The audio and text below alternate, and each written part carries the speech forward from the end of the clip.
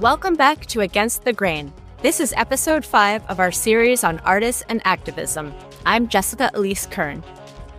And I'm Michael Stewart Foley.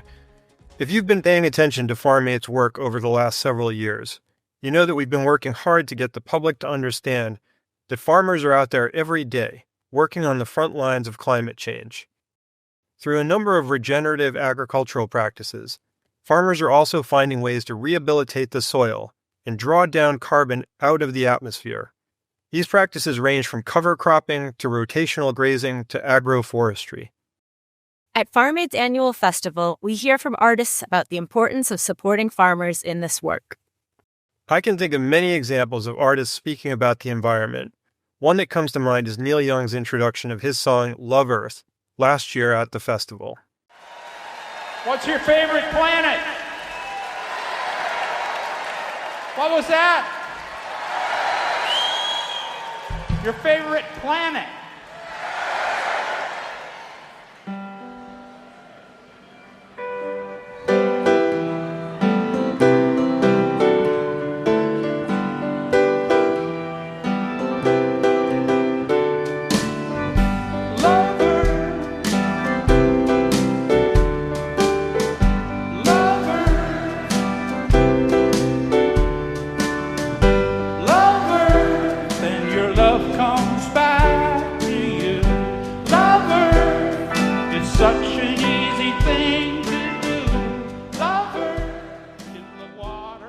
That was Neil Young and the Chrome Hearts, his new band, at their very first public performance at FarmAid 2024 in Saratoga Springs, New York. Try and catch Neil on his aptly named Love Earth tour this summer, and of course at FarmAid in Minnesota in September. On stage, he not only talks about taking care of the planet, but he also practices what he preaches. Yeah, he's brought FarmAid's homegrown concessions from our festival grounds out on his Love Earth tour, swapping the usual food served at venues for local, farm-fresh food. Neil and FarmAid work closely with our venue food partners to review all ingredients and make sure they meet FarmAid's high standards, which are food grown with ecological practices from family farmers who get paid a fair price. It's a large undertaking, but one that's important to FarmAid and to Neil Young. For a deep dive into the logistics on what it takes to get this amazing food to festival goers each year, you can listen to episode 6 from last season, Connecting Farmers and Eaters.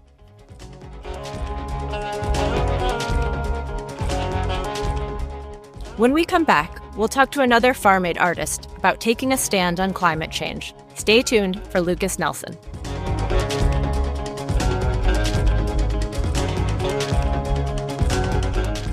If you're a farmer, FarmAid is here for you. With 40 years of experience working with farmers, we strive to connect you with helpful services, resources, and opportunities specific to your individual needs. Our Farmer Resource Network offers many ways for you to connect. If you want to talk with one of our hotline operators, call 1-800-FARM-AID. That's 1-800-327-6243. Or reach out online at www.farmaid.org/podcast. Well, I don't mind sleeping alone. If it means I don't have to play your crazy game no more. You're the most precious thing I've ever seen. But I ain't gonna let it slide when you're mean to me. As we were first launching Against the Grain in the summer of 2023, the horrible fires that engulfed Maui had just started to be contained. Wildfires in Hawaii used to be relatively infrequent. The islands are rarely dry enough. But thanks to climate change and the spread of invasive grasses, wildfire risk today is much greater for the island state. Those devastating wildfires that killed 102 people on Maui in 2023 and destroyed much of the city of Lahaina brought all of this home. I'm Lukas Nelson, and we are on the grounds at FarmAid in Noblesville, Indiana. Lukas Nelson spent part of his youth growing up on Maui, so he was on the ground when the fires happened, and we really wanted to hear his firsthand account. We connected with him backstage and asked him about the experience.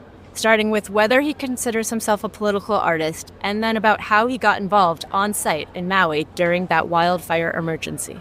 No, I don't consider myself an activist or a political anybody necessarily, only in the sense that, I'm affected by the world around me, and so, but I think when it comes to politics, there's too much that can get muddied by partisanship, and so, if somebody that you don't happen to agree with politically says something good, it makes it difficult for you to agree with them or to acknowledge publicly because, well, I'm aligned with the whole other side, and so I don't subscribe to any of that. I think if you have a good idea and you present it, then it doesn't matter where it's coming from, and we can compartmentalize those things. Now, as an artist myself, I prefer to put my statements in my music. I prefer to put my statements in my art. Because I don't believe that, if I wanted to be a politician and stand on a soapbox, I would go out and do that. But I don't want to alienate anyone. But Farm Aid is a non-political issue. It's I think there's people on both sides of the aisle that I've seen say appreciative words, understand the necessity of it. We were interested in the work Lukas has done in the immediate aftermath of the Maui fires, and wondered, wouldn't that be considered activism? I mean, this is just me helping my community. I don't feel like it's activism at all. I just feel like I'm just, I grew up there, I lived there, and power lines blew over. Non-native plants caused fires to start because of an extremely dry summer. And I think that there are practical things you can do to prevent that from happening in the future, and that's what I think I was trying to use my platform to just make sure that whoever's up there, I don't care who you are, make sure that that this doesn't happen again. And at that point I was trying to implore everybody not to put the power lines above ground anymore. I don't think it makes any sense. If that's activism, then I don't know what, but I don't consider myself an activist. That's the kind of fight you have to wage to end those wildfire threats in Maui, and as Lukas says, to regenerate the soil and start healing our environment. This is Micah Nelson. We're in Noblesville, Indiana at Farm Aid 2023. It's funny, while we were talking to Lukas that day in Indiana, you could hear his brother Micah playing on the main stage. It would have been cool if while we were talking to Micah, Lukas was playing, but the timing didn't work out. We were excited that Micah stopped by our makeshift podcast setup in Indiana. You may recall that Micah composed and performs our killer podcast theme music. And when he plays Farm Aid, it's sometimes as Particle Kid, always with his dad Willie's family band, and since last year as a member of Neil Young's band, the Chrome Hearts.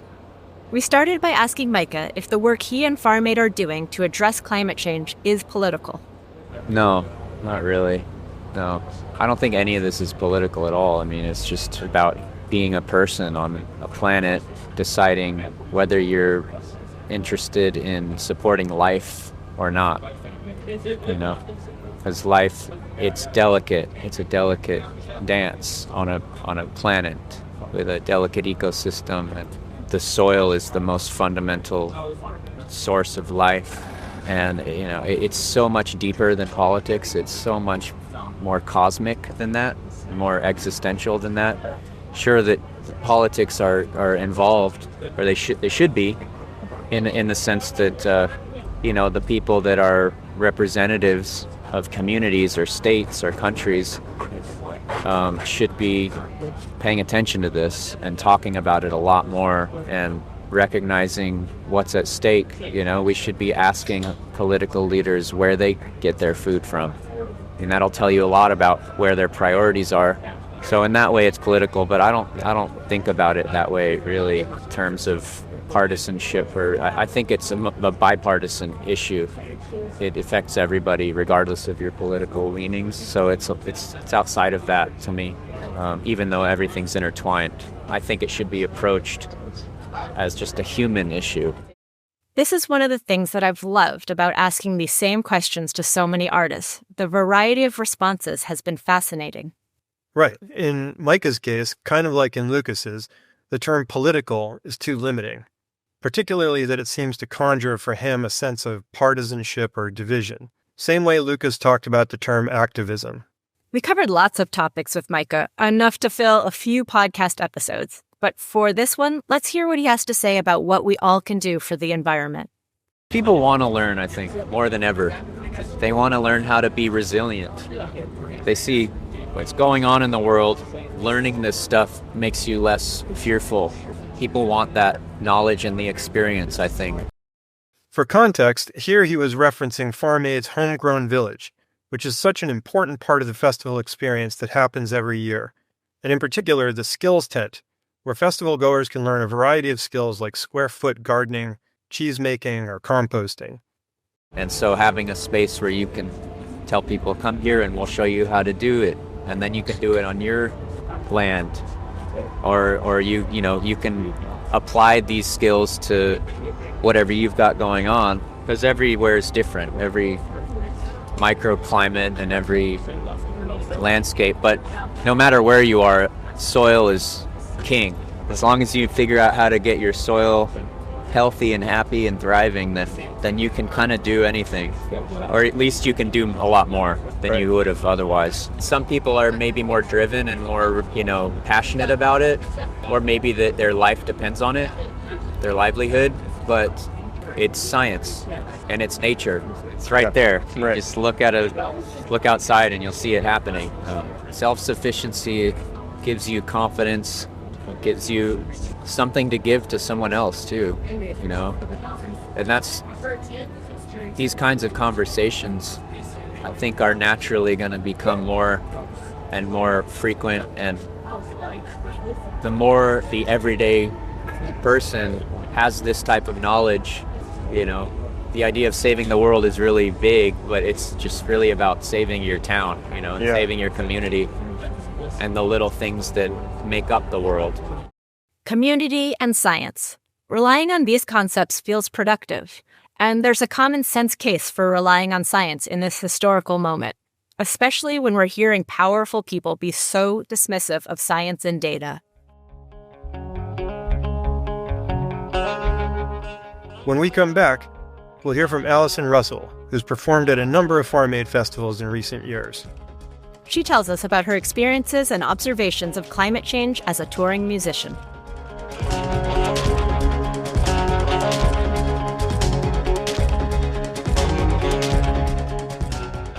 Farm Aid 40 will be at Huntington Bank Stadium in Minneapolis on Saturday, September 20th. We hope you'll be there too. Tickets are still available. Head to farmaid.org/podcast for details.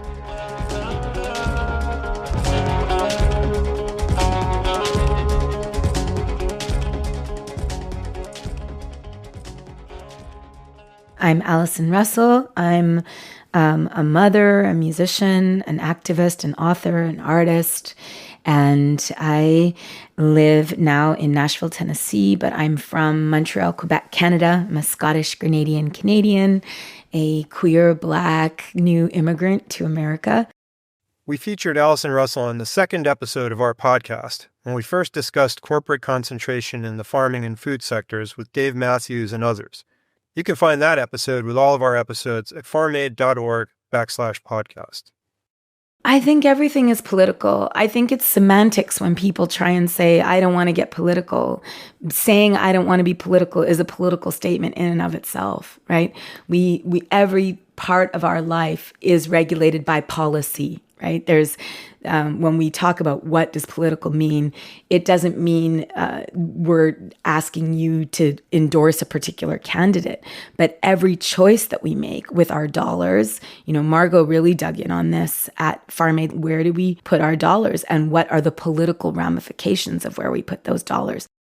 Allison stands on everything being political, right down to how we make decisions about the food we buy. Just shows how many opinions there are from people doing good work. Every single thing we do, the meat that we buy, to the produce that we buy, to the policymakers that we support, to the clothes that we wear, to the cars that we drive or don't drive. All of it has a political existence and ramification. And so none of us gets to be free of politics. To some degree, I know that's a semantic sort of block for some folks, but we just have to face that we are in constant communion and connection with each other, and everything that we do affects everyone else. And so life is political. It just is, whether we want to say it or not, talk about it or not. It just is. Allison spoke passionately about industrial-scale farm and food production and how it negatively affected not only our physical environment, but also our spirits. It's so intertwined, because our mental health as a species has been suffering as we get more and more disconnected from the fact that the earth is our mother and we need every part of her in order to thrive. We're not in dominion over. We are in symbiosis, hopefully in symbiosis with. Unfortunately, we've been out of whack. We've been extracting too much because we have been trapped in this idea of exponentially increasing profit forever and ever. Amen. Which is a cancerous way to think and a cancerous way to behave on the planet. And it hurts the planet, yes, but it hurts us the most and the species that we take with us. So I think, and as a result of that, we feel greater and greater schisms within our own psyches. I think, that I don't think it's any coincidence that mental health suffers the most in urban centers, where we are so disconnected from the rhythms of the earth, from the mycelial network, from the boon that walking through a forest and breathing in all of that beautiful oxygen from the forest. Like we need our mother to be okay. And when we are so removed from those diurnal rhythms and earth rhythms, circadian rhythms, we suffer. This sounds pretty cosmic, as Micah said earlier. Here's Allison's takeaway from talking to farmers on site at the festival.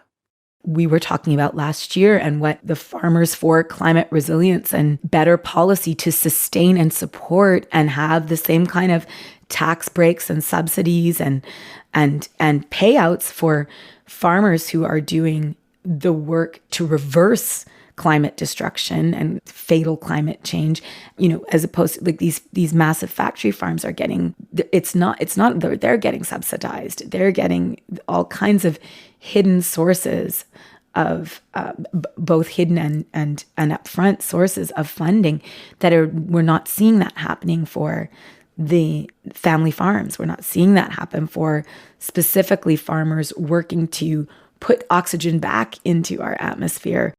The stakes could not be higher for all of us. If we don't get our food supply right, it so exponentially harmfully impacts every other thing that we're facing. If we had clean, healthy food available to everyone on farms that did not exacerbate the climate crisis, that would be transformative. We can make these changes, and that's what we're talking about every year at Farm Aid, and that's what we're working on every year, and that's feels really positive and hopeful to me to get to be part of it. It's one for the hay, loose ends, two for the poison and the roots, three for the children breaking through, four for the day we're standing in the sun.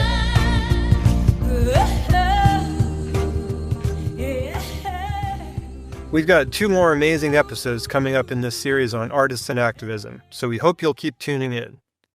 Next week, more from Allison Russell, Waylon Payne, and Hunter Park, who performs as she returns from war. We'll chat about the politics of everyday life, not only for artists, but also for anyone who needs to find a chosen family or community where they can feel safe and be treated with dignity.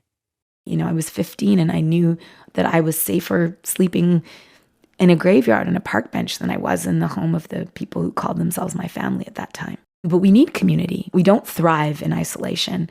So eventually I had to start seeking out a community outside of my family because I didn't have a family that I could just blend into and be supported by. That was Allison again, as a teaser for our next episode. And speaking of community, in the final episode of this series, we'll take you back to Luck Reunion, where we recorded a live conversation with artists who've lived through climate disasters. They spoke powerfully about how to maintain and sustain community in the face of these kinds of horrific events. You don't want to miss it.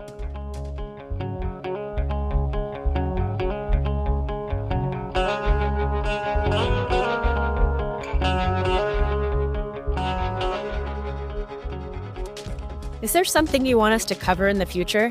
Send us an email or drop a comment. You can email us at podcast@farmaid.org and find us on social media, which is @farmaid on Instagram, Facebook, Threads, and now on Blue Sky. And don't forget YouTube, where you can watch almost 40 years of performances and other content. Let your friends know about Against the Grain. We're beyond grateful when you listen, share, like, and subscribe to this podcast. Against the Grain was written and produced by us, with sound editing by Endhouse Media and direction from Don Sorokin. And thanks to Micah Nelson for our awesome theme music. Thanks so much to all the artists who took the time to speak with us. Head over to our website to watch videos, check out those playlists, and learn more. www.farmaid.org/podcast. And thanks to all the farmers out there. We'll chat with you next time.